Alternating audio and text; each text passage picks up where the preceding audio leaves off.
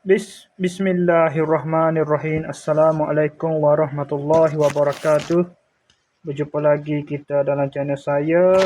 Hari ini hari apa ni? Hari Ahad, 14 hari bulan November 2025 Masehi bersama dengan 23 Jamadil Akhir 1447 Hijriah. Okey, saya nak review untuk video pasal ni sekarang ni pukul 4.40 minit petang. Asal masuk dekat ni. Sebelum semaya asal ni review dulu bagi siapa sini yang makan saya ni. Saya tunggu sini pun, memang saya tunggu sini pun. Melalui Pos Malaysia satu bagai, melalui delivery Shopee Express satu bagai. Okey, pertama nak review bagi siapa melalui Pos Malaysia dulu. Pos main hantar ni. Pada pukul 4.7 minit tadi. Okey, ni bagian ni daripada Jalan Taming 5, Taman Taming Jaya, Seri Kembangan Ulu Langat, Selangor. Tapi banyak hari tapi masalahnya. Kau bagi Cina dah. Tak mana hari juga siapa. Jap. Okey, bahagian pertama bagi daripada ni apa pukul 4.3 minit tadi. Okey.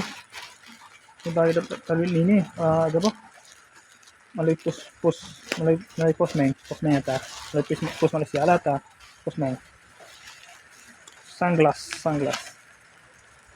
Okay, sunglass. Oh, jadi. Selangor ni tak bagi Selangor. Pilih Selangor.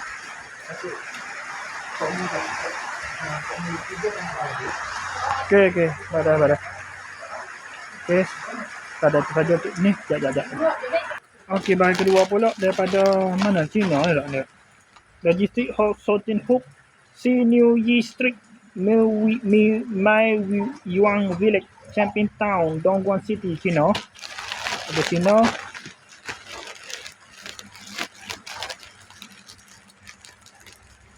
Tamek lah ni. Lega.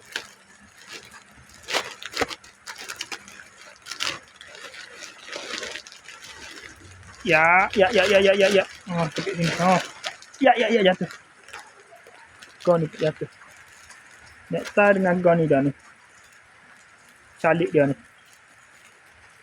Oh, kemahan nektar dia. Ni ya. Kakak dia. 3 item ni dah. Nektar dengan kau ni dah. Okay. 38. Okay. Okay, sekadar itu saja. Tengok saya ni. Nanti saya pakai baru saya video pula. Okay, sekadar saja. Assalamualaikum. Jumpa lagi. Bye.